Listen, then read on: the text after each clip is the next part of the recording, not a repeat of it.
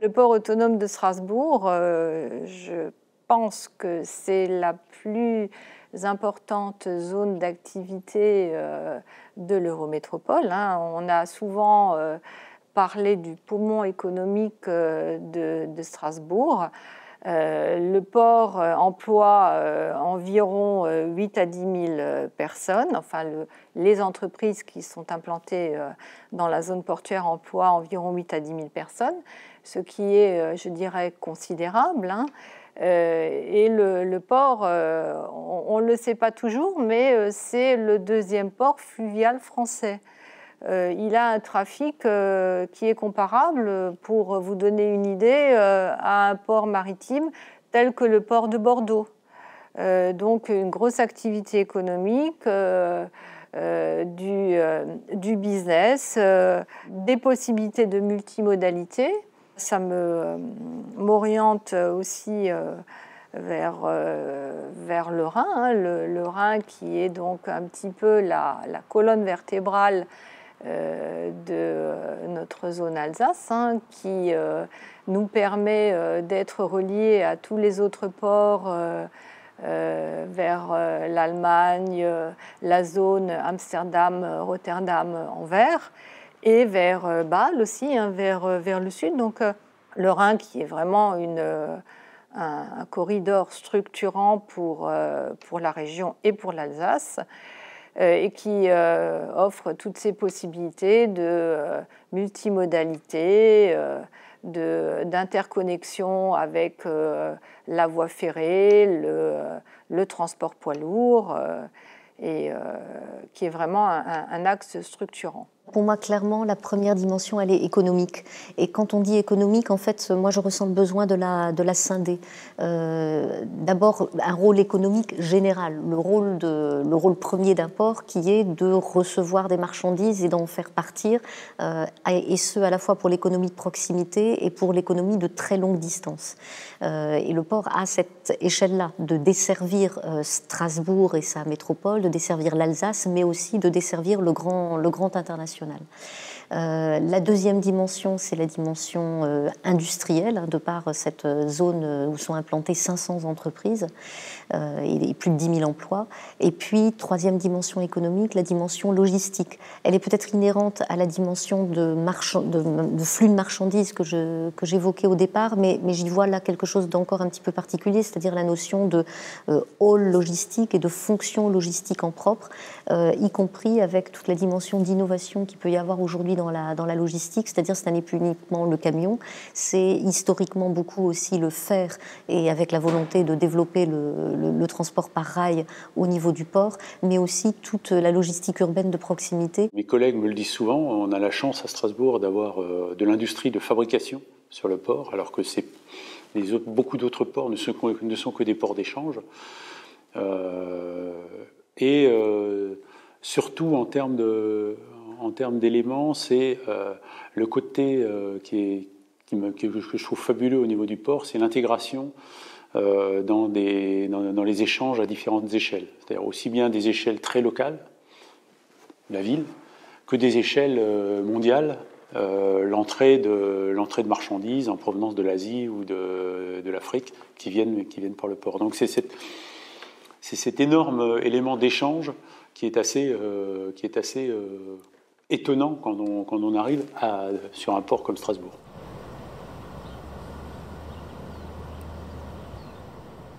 Le port dialogue à l'échelle internationale.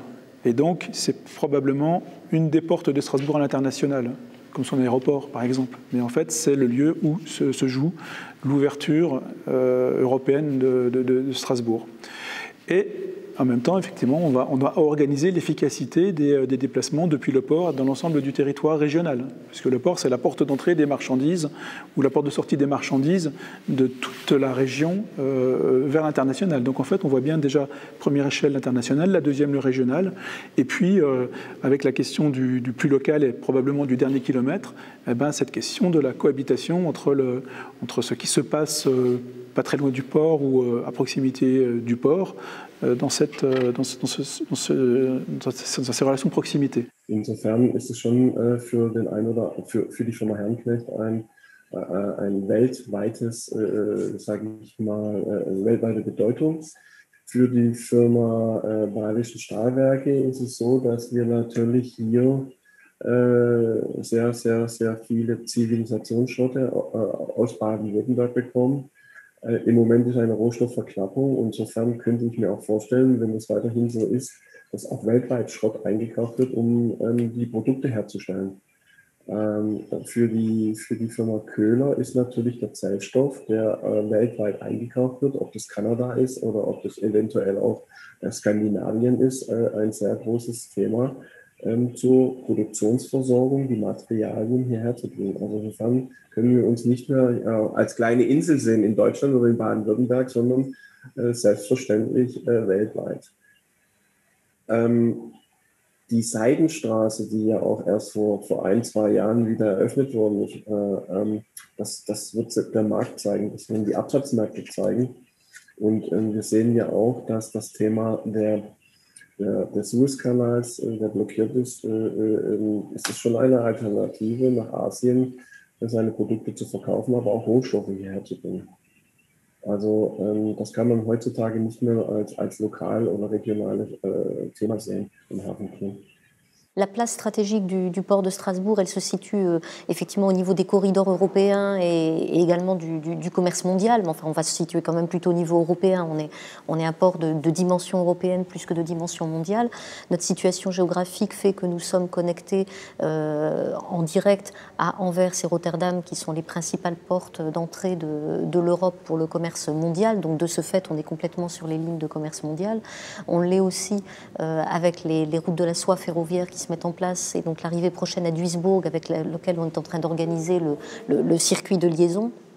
Donc la première grande échelle stratégique, c'est bien celle de ce commerce international sur lequel le port de Strasbourg se positionne. Je dirais la position de Carrefour de Strasbourg par rapport au grand corridor européen, par rapport aux nouvelles routes de la soie, eh bien, c'est la position qui est la plus importante pour moi, pour le développement de la zone portuaire aussi. Aujourd'hui, on en a parlé, on est directement relié au Rhin, en interconnexion avec d'autres ports, et je pense qu'il y a des possibilités de développement par rapport à ces autres zones portuaires. Donc, pour moi, c'est une dimension qui est très, très importante. Par rapport à la route de la soie aussi. On a parlé des ports de Duisbourg, de Rotterdam et d'Anvers. Aujourd'hui, c'est des ports qui sont peut-être saturés en termes de trafic. Et je dirais pour Strasbourg, il y a une place à prendre. Donc cette dimension, elle a énormément d'importance. De même manière, si on était connecté, par exemple, par un réseau ferroviaire très développé avec le sud de la France, l'Italie, notamment Turin, etc., et le port de Gênes, eh bien, on pourrait aussi développer et intensifier les trafics avec la Chine, ce que vous appelez la route de la soie. Donc pour moi, c'est vraiment une dimension qui est directement liée au développement et à l'avenir du port. Donc on a l'impression que le port reste un peu toujours comme une verrue scotchée sur l'agglo, avec une ouverture sur le monde, parce que bon, la mondialisation, le port, dans un deuxième temps, pour moi, il me fait aussi penser à la mondialisation, parce que c'est clair que le port, là, quand je vais sur le port et que je vois China Shipping, bon, voilà, on sent bien que là, il y a un lien avec le monde, mais le lien vers l'intérieur, je dirais, vers la ville, vers l'Alsace ou vers le Grand Est, me semble beaucoup moins évident, à part par les poids lourds qui circulent d'est en ouest.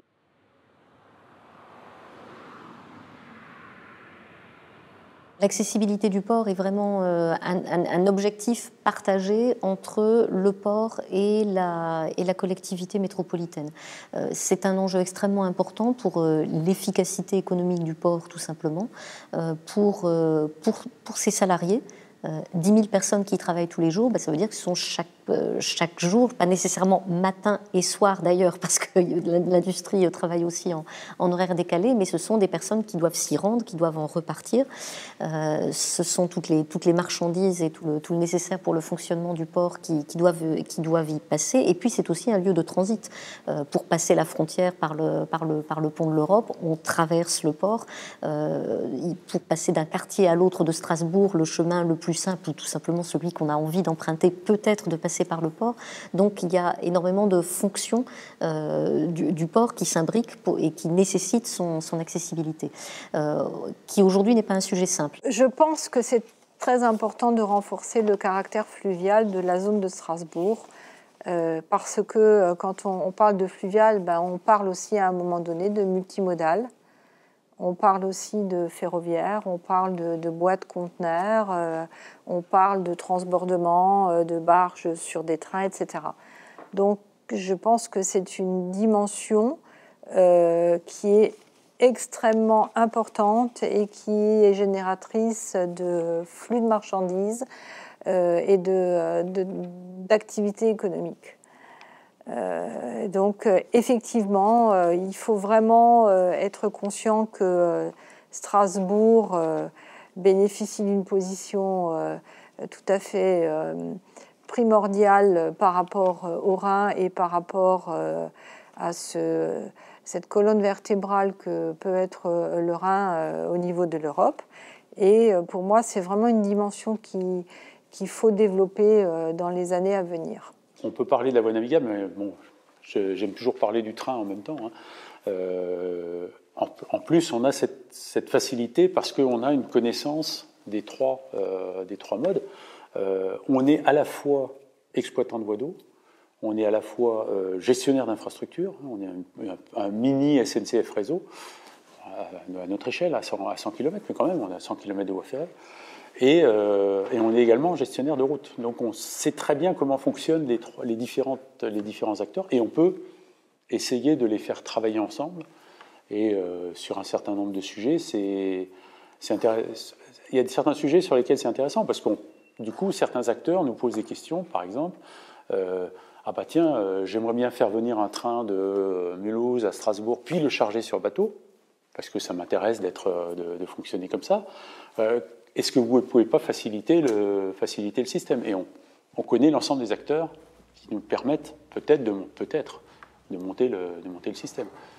Après, c'est cette connaissance qui nous permet d'être, comme on dit, facilitateur. On est l'un des rares acteurs à pouvoir effectivement le faire. Quand vous avez un port fluvial de cette importance-là, il faut de toute façon une desserte. Alors pour moi, l'idéal, c'est effectivement des dessertes par le rail où on peut faire des ruptures de charge. À la limite, on passe de la voie fluviale au rail, peut-être aller plus loin sur le rail plutôt que d'amener tous les camions le long du Rhin et de traverser surtout l'Eurométropole, parce qu'en fait, aujourd'hui, il y a quand même énormément de camions qui traversent l'Eurométropole et qui créent des risques certains, et puis également de la pollution qui est tout aussi certaine aujourd'hui. Et je pense qu'il faut savoir ce qu'on veut, comment on veut le développer. Et je pense qu'à un moment donné, il faut passer peut-être à l'étape suivante, qui est de dire moins de camions, desservir autrement. Il y a certainement d'autres moyens, même l'utiliser la voie fluviale après en interne pour aller ailleurs, c'est possible aussi. Il y a des contacts qui ont été pris par BNF, parce qu'eux, ils ont un gros challenge là, parce que le canal, si on enlève le bateau qui est sur le canal n'a plus raison d'être. Donc ils ont pris des contacts avec les plus grosses entreprises savernoises, ils sont en train de travailler dessus. Là encore, c'est que des problèmes logistiques et de coûts logistiques. Tant qu'on peut mettre des camions sur la route où on charge une marchandise sur un quai et puis on va le livrer sur un autre quai, ça marchera.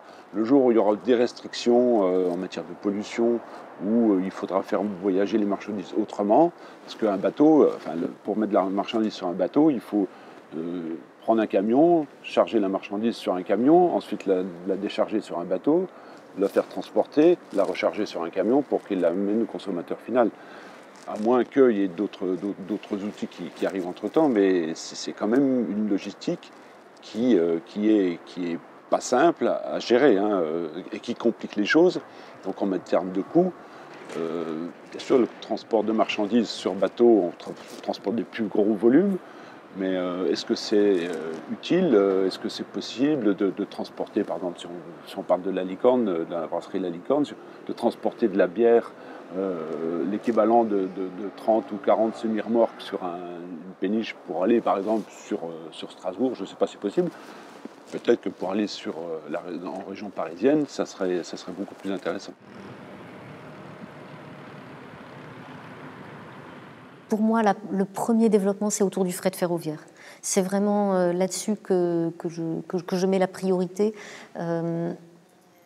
Avec donc la création d'une nouvelle gare de fret ferroviaire, très vraisemblablement, pour permettre à la fois de faciliter l'accès au port, de désengorger les voies routières, mais aussi d'être environnementalement plus efficace.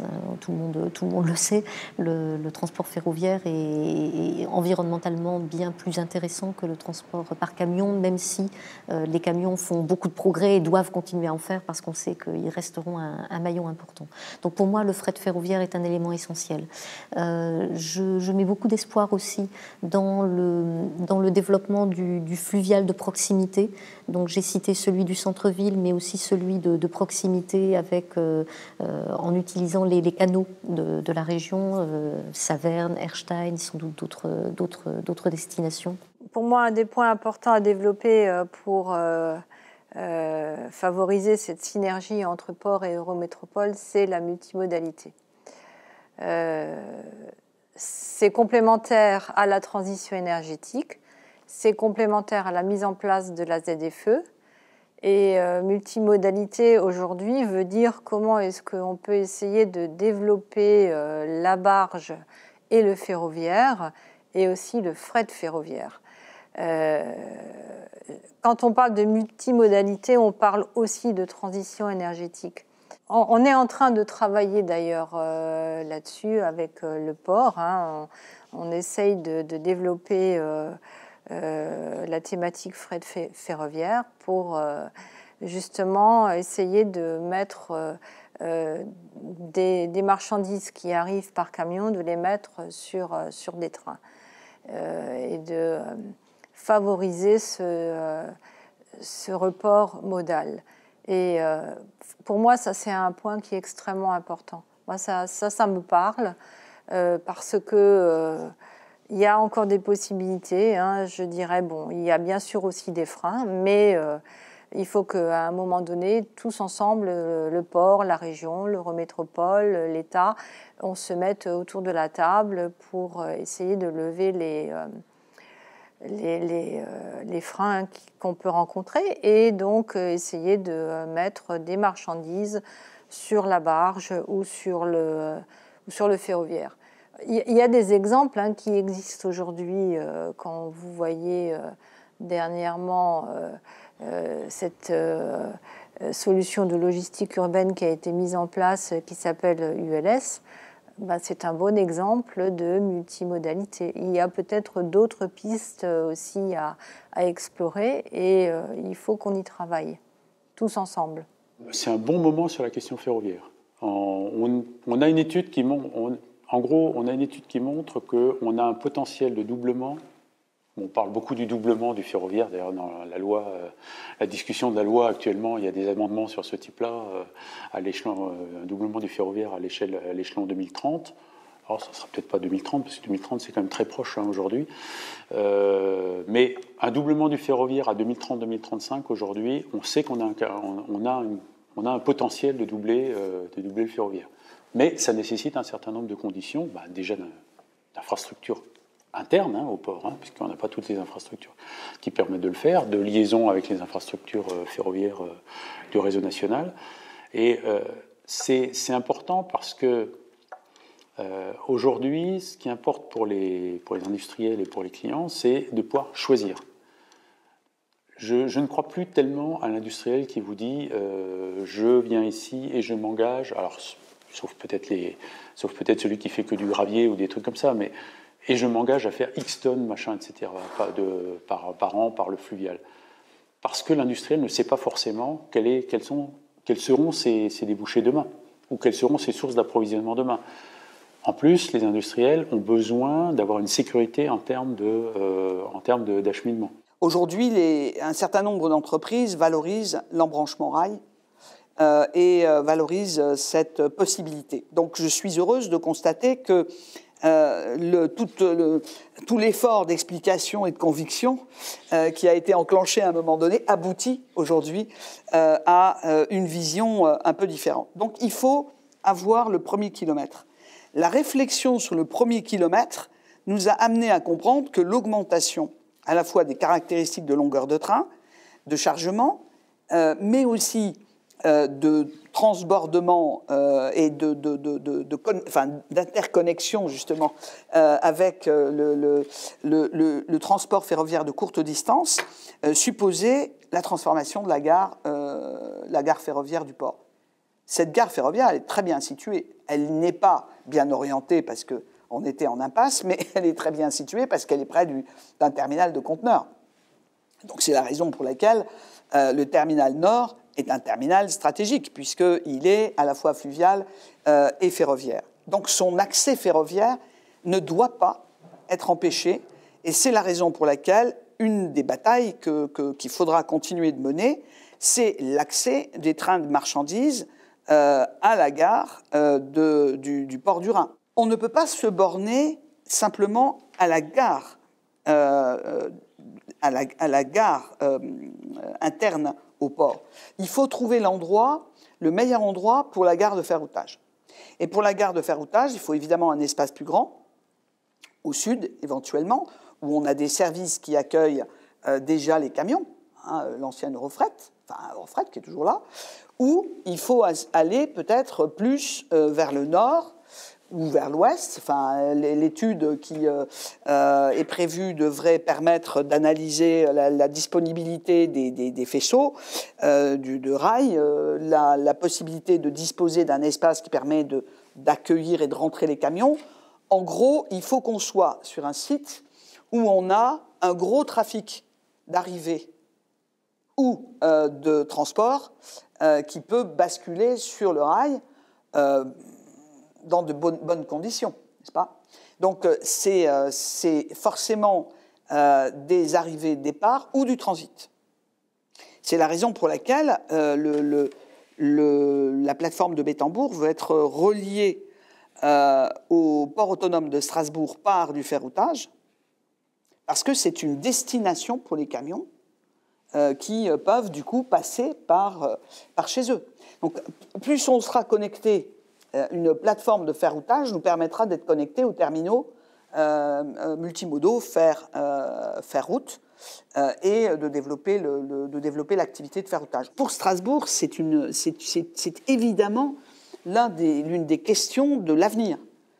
Et c'est la raison pour laquelle j'insiste sur la nécessité de travailler sur un plan complet de circulation, ce qu'au niveau européen on appelle les SUMP.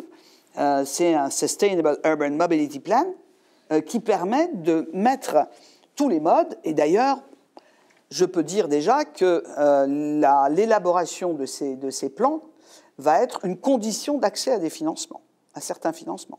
Der Hafen als Standort hat natürlich den Vorteil für die Industrie, dass er trimodal ist, also Wasser, Lkw und Güterverkehr möglich macht auf der Schiene. Und das ist natürlich auch eine absolute Stärke des Hafens. Und die große Herausforderung wird meiner Ansicht nach sein, diese Infrastruktur auch weiter auszubauen. Wir haben auf deutscher Seite, hat die Deutsche Bahn im Rahmen des Bahnhofes Gleiskapazitäten und Rangierkapazitäten zurückgebaut vor einigen Jahren und Jahrzehnten. Und das entwickelt sich zu einem großen Nachteil, weil wir im Prinzip nur noch ein Gleis haben, was in den Hafen hineinführt. Und der Hafen selber ist natürlich auch anfällig auf Hochwasser oder Niedrigwasser. Und das sind ja Wetterereignisse, von denen wir ausgehen müssen, dass sie in Zukunft auch noch sich häufen. Und wenn wir entsprechend eben diese schlechten Bedingungen haben für die wasserseitige Anlieferung oder Abtransport von Gütern, ist der Hafen mehr und mehr auf das Gleis und die Gleisinfrastruktur angewiesen.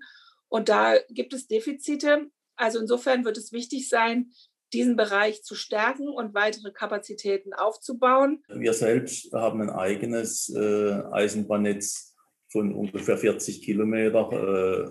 Da sind ungefähr 86 Weichen drin enthalten in dem Netz. Nur mit Beginn der Privatisierung dieser Eisenbahn und der Öffnung des Eisenbahnmarkts sind ab Mitte der 90er Jahre sehr, sehr viele Rangiergleise zurückgebaut worden. Am Kehler Rangierbahnhof waren das allein 6,5 Kilometer Rangiergleise, die heute unwiederbringlich fehlen.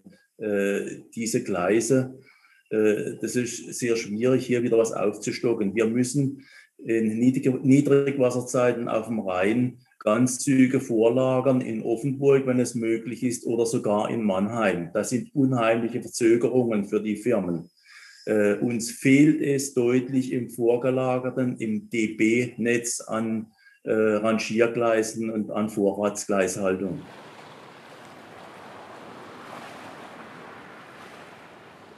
La voie traditionnelle d'accès était celle de l'ex-route nationale 4, la route du Rhin, qui a été très fortement urbanisée et qui du coup se trouve dans une difficulté à la fois de congestion, mais aussi de questions de pollution et de conflits d'usage avec les habitants. Et donc il y a une volonté de restreindre au maximum l'utilisation de la route du Rhin pour le passage des poids lourds, pour tout ce qui est marchandises. Donc l'accès sud a été créé, il est tout à fait performant, mais aujourd'hui il ne suffit pas à absorber tout le trafic. Donc on a encore besoin de l'utilisation de la route du Rhin, de l'avenue du Rhin, pour l'accès au port, et d'où toutes les questions sur d'autres voies d'accès. Alors, pendant la période électorale, la question de l'accès nord a été un élément de débat.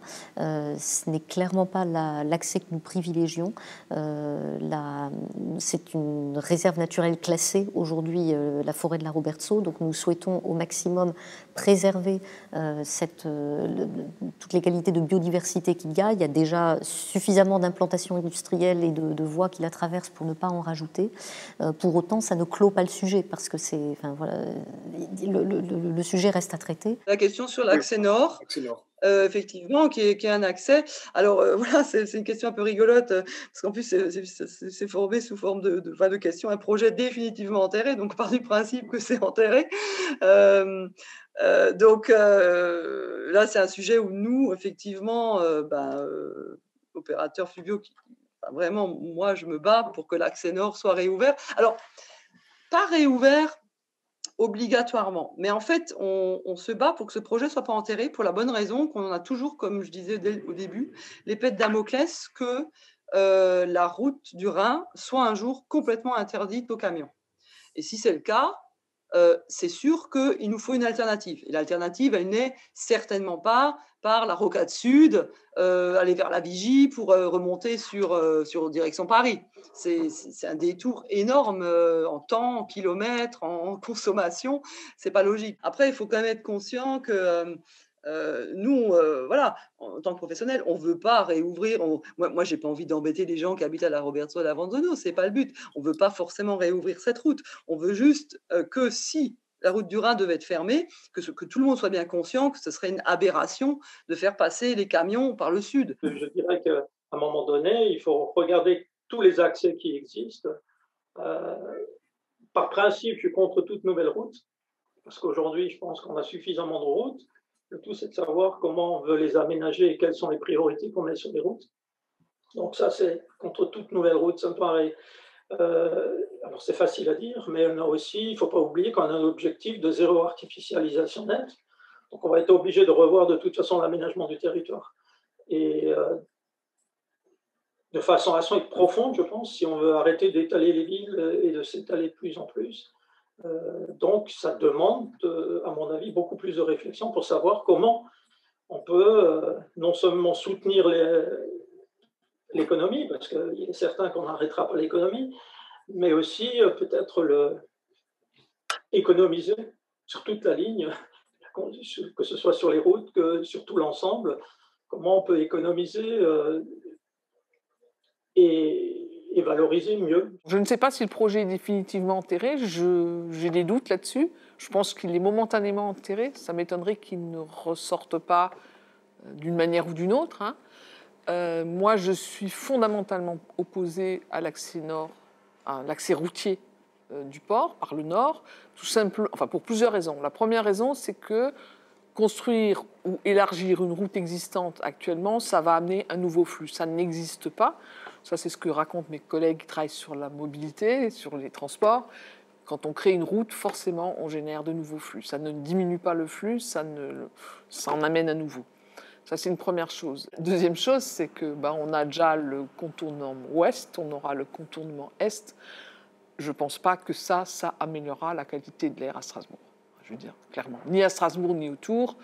Et que l'extension urbaine, on le voit déjà très, très nettement sur les projets à l'ouest. L'extension urbaine, elle se fera pas autour du contournement est, mais autour de cet ensemble de routes à grande circulation rapide, quoi. Donc moi, c'est vraiment un projet que je ne soutiendrai jamais et sur lequel je me battrai pour qu'il ne se réalise pas. Je me méfie, aucun projet n'est jamais totalement enterré, il suffit d'une volonté politique. Et on a vu que des fois, contre toute attente et contre toute logique, on peut avoir des projets qui sont pas franchement sympas et pas franchement utiles aux sorties. L'accessibilité du port est une question centrale. Je peux dire que si le contrat de développement ville-eurométropole, région-port n'a pas été signé, je suppose que c'est parce qu'à l'époque, en 2019, fin 2019, nous avions introduit la nécessité que le port soit accessible au moins par 2 axes, par 2 entrées et sorties. Et si on coupe l'avenue du Rhin, on n'en a plus qu'un. Pour des raisons de sécurité, pour des raisons tout simplement de fonctionnement de cette plateforme, c'est impossible de n'avoir qu'une entrée-sortie. Là, on est dans l'impasse. Et là, ça pose problème. Mais comme il faut passer, mais comme on passe d'ailleurs au sud, dans une forêt protégée, mais là, personne n'en parlait jusqu'à présent, pourtant le problème existait déjà, dire qu'on va faire passer tous les camions quand ils ne sont pas encore tous propres, par le sud, c'est un problème pour la forêt du Neuhof. La forêt de la Robertsau, et c'est le débat que nous avons eu, est une forêt qui doit être protégée, et moi je défends beaucoup cette protection, parce que c'est un trésor naturel, mais il faut pouvoir rendre compatible, puisque le Rhin a été historiquement canalisé, rendre compatible l'existence d'infrastructures qui sont liées à la canalisation, c'est-à-dire l'accès nord, par une route qui a été faite le long de la digue, pour pouvoir entretenir la digue et les bassins de rétention, et cette route peut accueillir un transport limité, contrôlé, avec des portiques, des caméras et des autorisations, les camions qui ont besoin d'accéder en particulier au port au pétrole. Il faut regarder le nombre de kilomètres parcourus par les camions pour mesurer qu'un deuxième accès est utile. Ce n'est pas des masses de camions, mais c'est des camions qui ne bloquent pas et qui ne créent pas des problèmes de sécurité sur des voies chargées. Donc on doit prendre tous ces paramètres en question, et moi je continue de penser, bon peut-être aurais-je dû avancer plus vite à un moment donné, quand j'en avais la possibilité, mais personne n'était prêt. EDF qui possédait la voie, puis VNF, ce n'est pas une voie qui appartient au port. Le port n'est pas chez lui, sur cette voie d'accès nord. Le port peut être utilisateur d'une voie d'accès qui ne lui appartient pas. Donc c'est compliqué comme situation. Évidemment, tous les adversaires, qui sont les adversaires du port au pétrole, veulent que le port au pétrole ferme, soit déplacé, et que cette voie d'accès ne soit plus utilisée que pour les gravières. Bon, il y a un bassin dédié je pense que si nous n'avons pas eu d'accident dans les transbordements des bateaux, c'est parce que le bassin du port au pétrole est organisé pour accueillir et transférer les produits pétroliers ou tous les produits qui sont dans les pipes et dans le transport, je dirais, sécurisé. Donc, il faut qu'on regarde quand même aussi que nous avons, même s'il y a un deuxième site de stockage des produits pétroliers, sur l'ancien site de la raffinerie.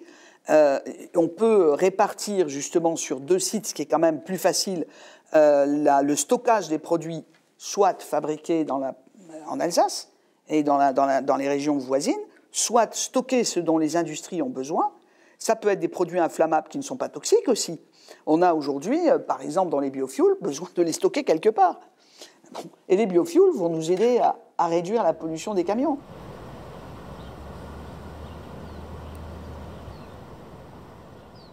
J'ai une expérience qui s'est concentrée au départ dans la zone portuaire nord.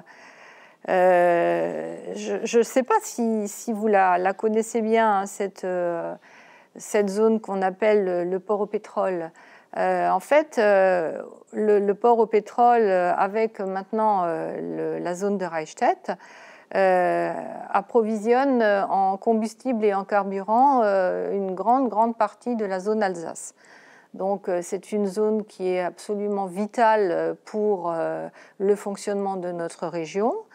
On y stocke des hydrocarbures qui sont à un moment donné redistribués par l'intermédiaire de transporteurs qui viennent charger et qui alimentent les stations-service et les particuliers. Alors, les stations-service, c'est plus pour le côté carburant, les particuliers, c'est plus pour le côté combustible, avec un trafic qui, grosso modo, fait 2 millions de mètres cubes par an. Donc, c'est pour vous dire que c'est une zone qui est extrêmement active. Il y a beaucoup de camions qui viennent charger dans cette zone-là. Hein. Je dirais, selon les jours, entre 200 et 250 camions viennent charger les hydrocarbures pour l'alimentation de la région. Après, je dirais, il y a la zone intermédiaire, hein, celle sur laquelle on se trouve, hein, qui se trouve entre la zone nord et la zone sud. Je dirais la zone médiane, qui aujourd'hui accueille le terminal conteneur nord du port autonome, qui accueille maintenant le nouveau siège du port autonome de Strasbourg, mais qui accueille aussi d'autres entreprises industrielles telles que les silos, hein, les malteries, NLMK, enfin je ne vais pas tous les citer, mais qui ont aussi un trafic ferroviaire, un trafic barge et un trafic poids lourd qui est important. Et cette zone, aujourd'hui, eh bien, elle fait aussi, je dirais, l'objet d'un tiraillement qui provient de l'installation d'habitation, ou du souhait de l'Eurométropole d'installer de l'habitation. Et donc, il faut respecter cet équilibre entre l'activité économique, le trafic qui est généré par les industries et, je dirais, la tranquillité des futurs riverains qui vont s'installer dans cet espace-là. Après, il y a aussi la zone sud, hein, qui est très longue. Hein, la zone du port autonome, globalement, elle s'étend sur à peu près 15 km de long. Hein.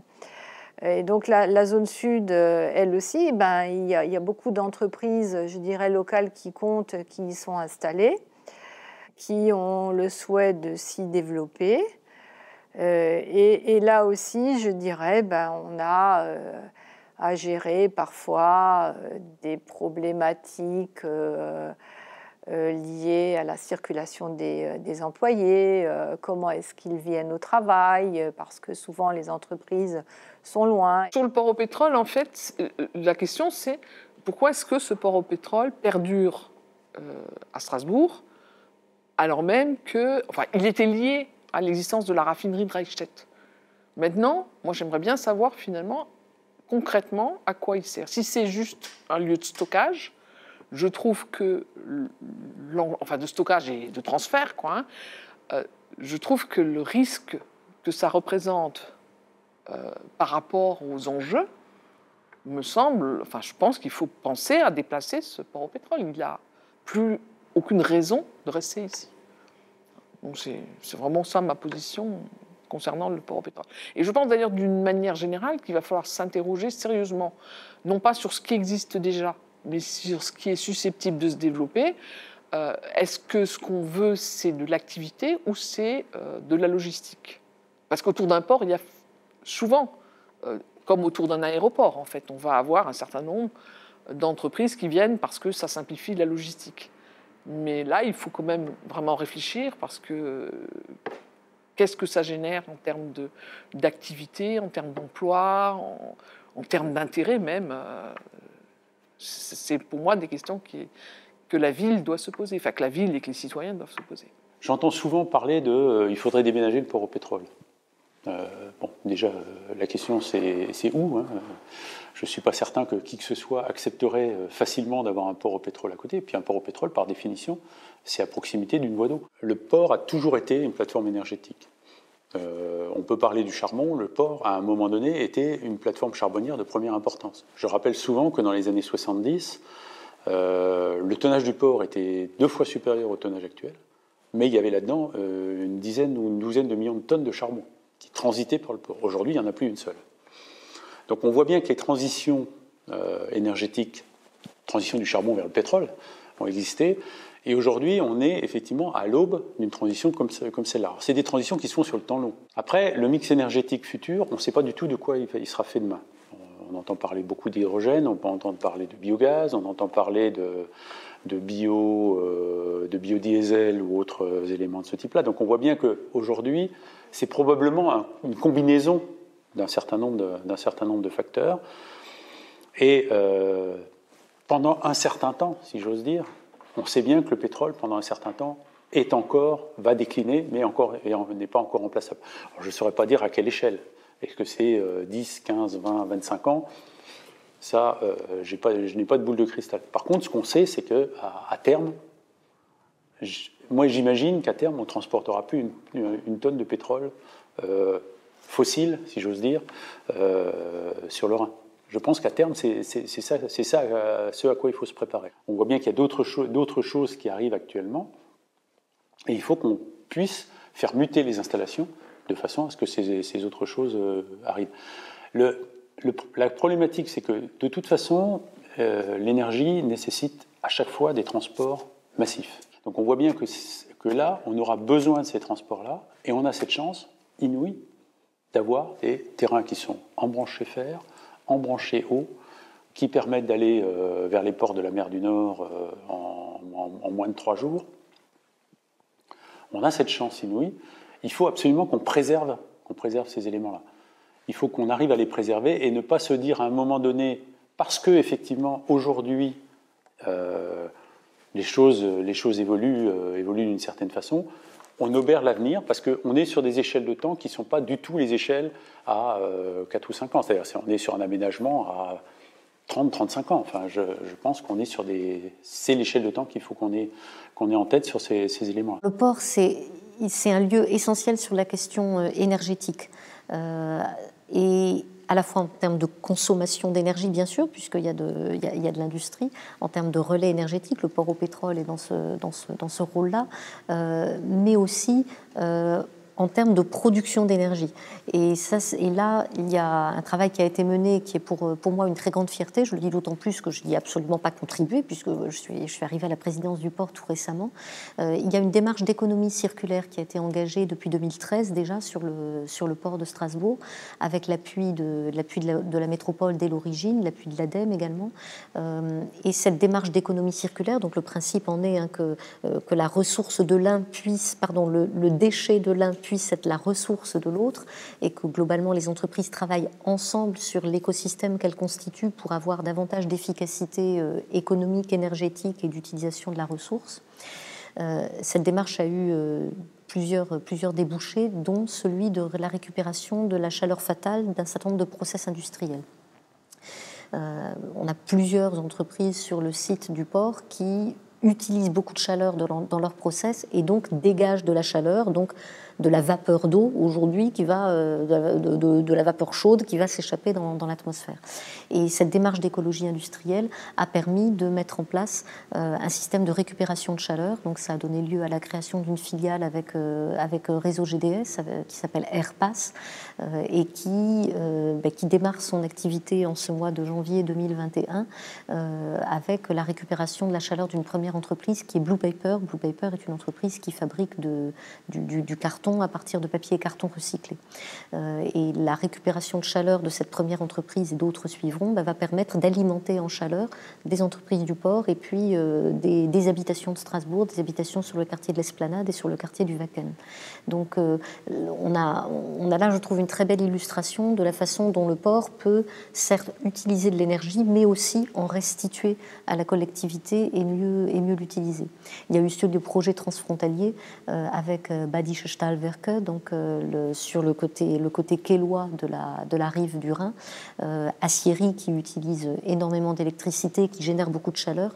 Voilà, là aussi avec beaucoup de difficultés de nombreuses natures, les solutions, les voies ont été trouvées pour récupérer cette chaleur et l'utiliser sur le versant français de la rive où il y a plus d'habitants et donc plus de besoin de chaleur. Die zukünftige Entwicklung des Hafens ist ganz einfach. Wir können grundsätzlich ja von der Fläche her nicht wachsen.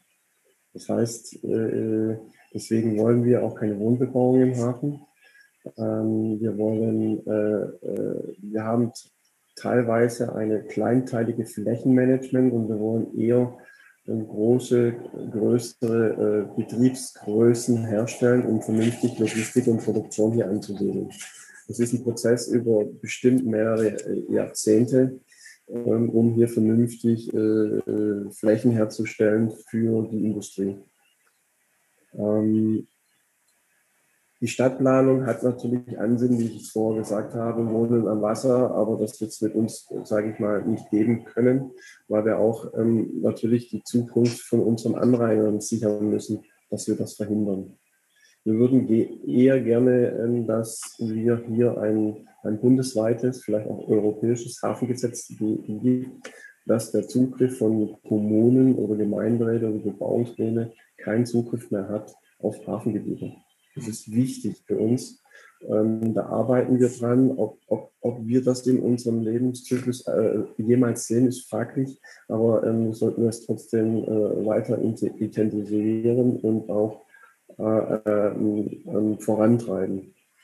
Die Nachhaltigkeit der Entwicklung ist, wir selber hier haben uns ja auch eine Lean-Charta aufgelegt mit 12 Leitlinien, Leitfäden und Leitsätzen, wo wir natürlich die Nachhaltigkeit der Trimodalität haben. Wir präferieren natürlich die Verkehre auf dem Wasser, dann natürlich Gleise und zuletzt natürlich den LKW. Wir selbst hier haben auf bessere Treibstoffe gesetzt, auf synthetische Treibstoffe. Wir versuchen Strom, sage ich mal, selber herzustellen und auch einzuspeisen. Und das ist so ein Thema, wie wir natürlich das vorantreiben wegen der Nachhaltigkeit. Auch unsere Firmen hier, die sehr energieintensiv sind, treiben das voran. Schon alleine auch natürlich wegen der CO2-Bepreise. Das ist natürlich auch ein Ziel. Wir werden hier auch einen Wechsel kriegen. Wir schlagen ja auch noch Kohle für ein Heizkraftwerk um. Das wird in 4 Jahren nicht mehr da sein. Also wird hier schon ein automatischer Wechsel sein von fossilen Energieträgern auf eine Biomasse. Pour moi, l'avenir de ces activités dépend aussi de politiques nationales, européennes sur la place du fret, sur la place du fluvial. Et je ne sais pas aujourd'hui si ces politiques sont vraiment réellement ambitieuses et peuvent donner au port le moyen de retrouver et de garder son rôle essentiel qui doit être lié au fleuve. Je ne sais pas aussi dans quelle mesure le réchauffement climatique va impacter la navigabilité du Rhin et est-ce que ça deviendra et restera un système d'approvisionnement et de logistique aussi efficace. Et c'est un peu en ça que je me pose la question de l'avenir de ces activités, quand je vois à la fois les partis pris en termes de transport, la place du fret, du fluvial par rapport à peut-être un routier qui reste encore très performant, notamment économiquement, je pense. Et en même temps, par rapport aussi à l'évolution de la taille des activités, quoi, ou si c'est pour avoir des besoins de très grandes surfaces d'entrepôts, si on est juste capable de faire des entrepôts à plat, si on ne sait plus les faire sur 2 ou plusieurs niveaux, au final, est-ce que c'est vraiment viable de développer l'activité comme ça? Je pense que tout l'enjeu un peu des contradictions ou des points un peu de convergence réside aussi dans le fait de est-ce que la zone portuaire est une zone industrielle ou d'activité en fait qui devient banalisée et qui pourrait être qui est là au bord de l'eau mais qui pourrait être ailleurs en 2e ou 3e couronne ou est-ce que vraiment c'est une zone qui s'inscrit en rapport avec un fonctionnement de transport de marchandises par les voies d'eau, par le fret, les voies d'eau, enfin quelque chose qui ne soit pas purement routier. Et je pense que c'est un des enjeux forts, c'est comment on renforce vraiment la vocation initiale du port. Le vrai sujet, c'est aujourd'hui, c'est de faire prendre conscience aux acteurs, notamment surtout du fluvial, et de la chaîne logistique, c'est de faire prendre conscience que des événements qui se produisaient dans les années 30-40, les étiages, sont des événements qui sont normaux sur le Rhin, alors que la chaîne logistique aujourd'hui s'est habituée au juste à temps, le bateau qui passe quoi qu'il arrive, etc., etc. Et là, on a vraiment un problème de résilience de la chaîne logistique. Enfin, je disais ce matin que pas mal d'économistes se posent beaucoup de questions sur ces problématiques de résilience par rapport à tout ce qui a été le lean management actuellement. C'est-à-dire qu'on sent bien que le just-in-time a ses limites lorsqu'on commence à rentrer dans des situations peut-être un peu plus critiques.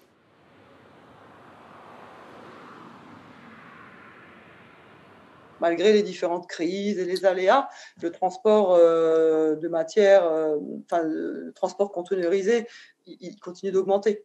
Et donc, les volumes, tous les ans, ils augmentent.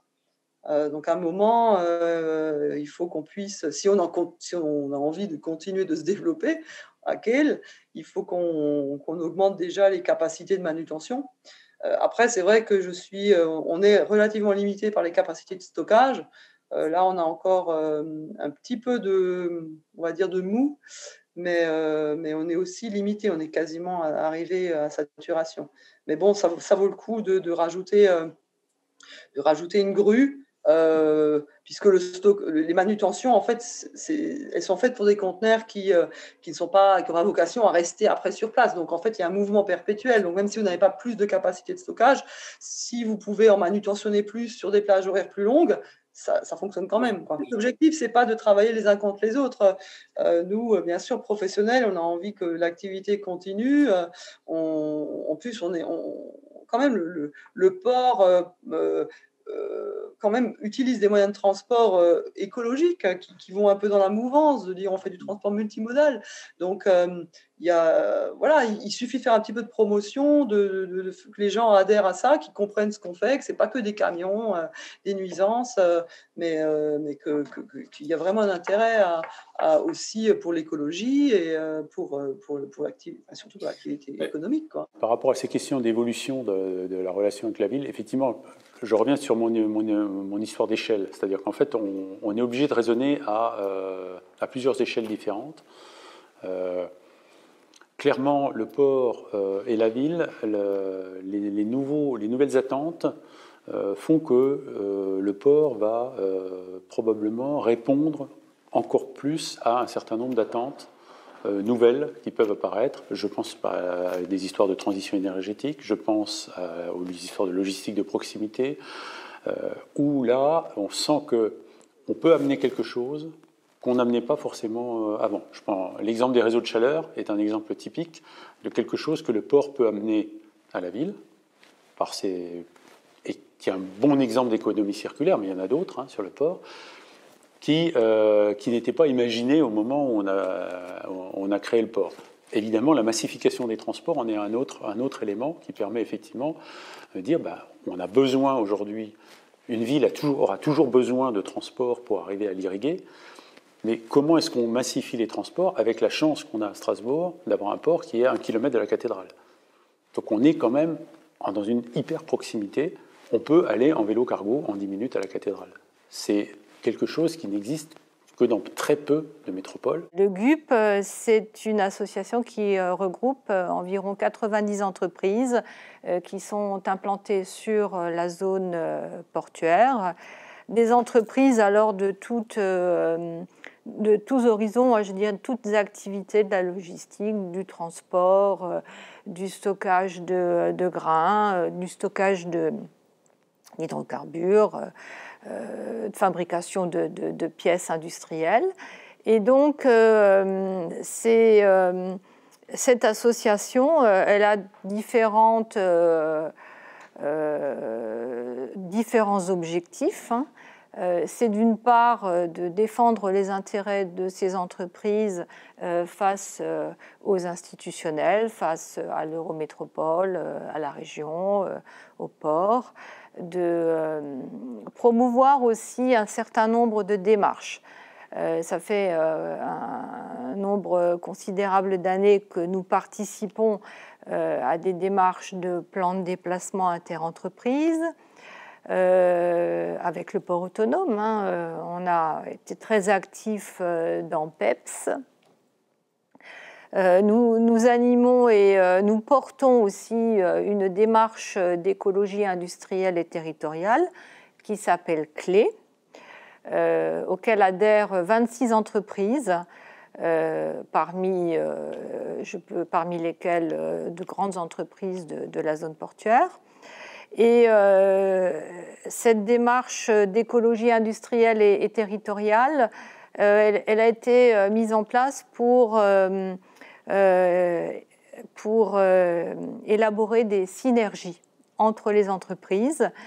Et aujourd'hui, ces synergies, elles touchent les déchets, par exemple le traitement de déchets, la récupération de déchets papier, de déchets bois. Elles touchent aussi le domaine de la formation, le domaine ou la possibilité de regrouper des achats pour avoir une prestation plus intéressante. La dernière en date, elle touche le domaine de l'énergie. Ça, c'est un gros morceau, je dirais, ou une synergie qui a énormément d'importance, surtout dans la perspective de toutes les réglementations qui vont arriver à horizon 2030 et 2050, les plans climat. Donc, dans cette synergie, on essaye de se raccrocher à un réseau de chaleur, par exemple, soit en tant que fournisseur ou en tant que consommateur. On essaye aussi de promouvoir la mise en place de panneaux photovoltaïques. On s'intéresse à des nouveaux carburants. Je pense à l'oléo 100, au B100, au GNL ou au GNV, peut-être un jour à l'hydrogène aussi. Enfin voilà, on essaye un peu d'ouvrir toutes ces perspectives pour les industriels de la zone portuaire de manière à présenter un bilan carbone meilleur, plus écologique. Donc on est vraiment des acteurs et on est partie prenante de la transition énergétique sur la zone portuaire. Donc voilà les grandes orientations que nous nous sommes données au niveau de notre association. Pour ce qui est des salariés, c'est le développement des transports en commun. Le tram, aujourd'hui, dessert le port. On a encore des choses à faire pour développer des pistes cyclables, même si on en a développé beaucoup déjà au cours des dernières années. Pour développer les transports en commun à partir de la ligne de tram, le port est étendu. Donc c'est vrai qu'une fois que vous êtes descendu du tram, vous n'êtes pas forcément arrivé à votre destination.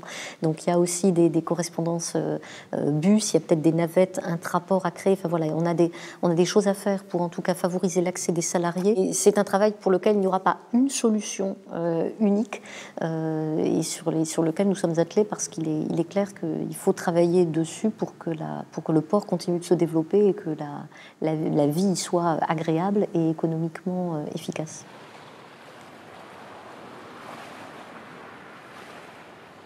L'activité logistique est une activité qui sert profondément dans tous les ports européens le phénomène de métropolisation, avec des caractéristiques particulières pour les villes qui ont des ports intérieurs. Il faut raisonner dans une économie de flux de marchandises, flux de personnes par les mobilités, flux de données. Aujourd'hui, tout transite, tout circule, tout est mobile. Et un port est donc un lieu d'intégration de toutes les activités qui peuvent être liées au flux. Et c'est la raison pour laquelle je suis absolument convaincue, et je le défends depuis des années, que les ports sont des plateformes non seulement d'intermodalité entre tous les modes des mobilités, que ce soit la route, le rail, le fleuve, et nous avons la chance d'être une plateforme multimodale, c'est en même temps aussi un terrain, une plateforme d'innovation et d'expérimentation. Aujourd'hui, on entend parler de ZFE, les zones à faible émission. Ces ZFE, on est tous conscients, et y compris les industriels, qui d'ailleurs font beaucoup d'efforts pour réduire leurs propres impacts carbone. Toutes les industries sont conscientes qu'il va falloir évoluer, faire quelque chose pour le climat. Et tout ça, ça touche aussi, bien entendu, le transport routier, les véhicules des salariés qui viennent travailler dans ces zones portuaires. Ces ZFE, je dirais, nécessitent avec l'Eurométropole une grande concertation. Je dirais là, il faut vraiment qu'il y ait un partenariat entre les industriels et les élus, parce que les industriels sont des experts dans leur domaine d'activité, ils connaissent leur trafic, et je comprends très bien que les élus ne peuvent pas connaître tous ces trafics, je dirais, dans le détail. Donc il faut qu'il y ait un travail de partenariat, de manière à ce que tout ce qui fait les trafics liés à la zone portuaire, les marchandises qui rentrent, les marchandises qui sortent, puissent s'inscrire dans ce qui est demandé par la ZFE. Il ne faut pas que ça soit un frein par rapport à l'activité économique. C'est une transition qui doit s'opérer de manière douce et avec toujours un souci de concertation. La fonction logistique est devenue au fil des années de plus en plus centrale et essentielle face à l'évolution des modes de consommation. Du transport massifié au transport de petits colis pour des livraisons en centre-ville sur le dernier kilomètre, le transport fluvial trouve toute sa pertinence dans une nouvelle logistique urbaine de proximité et durable. Elle nécessite que l'on prévoie des zones de transbordement et que celles-ci s'intègrent au mieux dans le cadre de vie des riverains. À Strasbourg, VNF accompagne le développement de cette filière où le transport de marchandises par voie d'eau est désormais possible dans l'hypercentre depuis la mise en service en 2018 de la plateforme logistique Fischer-Staden. Cet aménagement est un démonstrateur d'une bonne intégration de l'activité dans le tissu urbain. Cette nouvelle logistique urbaine permet, en combinant un acheminement par bateau, puis une livraison des commerces par vélo-cargo électrique, de décongestionner les axes routiers saturés et de répondre aux nouvelles exigences environnementales de réduction des pollutions au sein des grandes agglomérations. C'est la raison pour laquelle je ne cesse d'agir en faveur de l'élaboration d'un plan logistique de courte et de longue distance, parce que c'est là qu'est la clé. Il faut absolument que la voie d'eau reste une voie, c'est-à-dire une voie de transport fret et de transport passager, mais qu'elle soit conçue aussi dans son espace comme un espace considéré non pas comme un espace perdu, mais comme un espace utile sur le territoire de la métropole. Puisque la voie d'eau crée du lien, la voie d'eau accompagne le développement des activités propres, permet de soulager les voiries de toute une partie du transport. C'est la démonstration actuelle avec le poste de chargement-déchargement sur le quai au centre de Strasbourg. Et donc, on est obligé de passer aujourd'hui, pour changer la culture, par ces expériences qui sont démonstratives des nouveaux usages de la voie d'eau. La logistique fluviale urbaine, déjà en place dans l'hypercentre de Strasbourg, peut tout à fait s'étendre à l'échelle de l'Eurométropole grâce aux axes fluviaux qui la traversent de bout en bout, avec au nord le canal de la Marne-Rhin et au sud le canal du Rhône-Rhin. Dans l'exemple, la création d'une plateforme logistique pourrait trouver tout son sens à Wandenheim, permettant ainsi le transport de déchets ménagers, de déchets industriels banals, de matériaux à recycler et l'approvisionnement en stock de commerce de la zone d'activité commerciale. Il y a ce pré-projet effectivement d'extension de la logistique urbaine sur la zone de Wandenheim, qui a effectivement tout son sens. Il y a un potentiel, surtout sur une solution déjà existante comme elle est montée actuellement. Je vous confirme effectivement qu'il y a un projet qui a également été lancé en coopération avec le port autonome de Strasbourg et qui a permis d'identifier un partenaire, je ne sais pas si on peut le citer, Danzer, c'était Danzer, qui vise à mettre en place un automoteur le plus éco-responsable possible, hein, puisqu'on a toujours la question des temps de route. Hein. Il y aurait 9 heures de temps de route one-way entre D'Hautevillers et Strasbourg, la plateforme RET du port autonome de Strasbourg, pour transporter 16 conteneurs. Et donc être capable d'arriver à faire en fait une liaison fluviale qui permettrait de désaturer de nombreux camions sur cette zone-là, entre D'Hautevillers et Strasbourg. Donc ça, VNF et ses partenaires le voient vraiment comme une possibilité d'extension de la logistique urbaine, de la logistique du dernier kilomètre. C'est-à-dire qu'on franchit encore un pas supplémentaire en reprenant ce qu'on pourrait presque appeler du bruitage portuaire. Hein. Enfin, on est vraiment sur des petits trajets.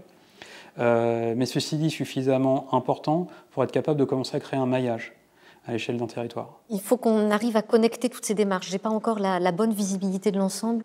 Il y a énormément en fait, de schémas qui existent, de plans, chacun le prend par son point de départ.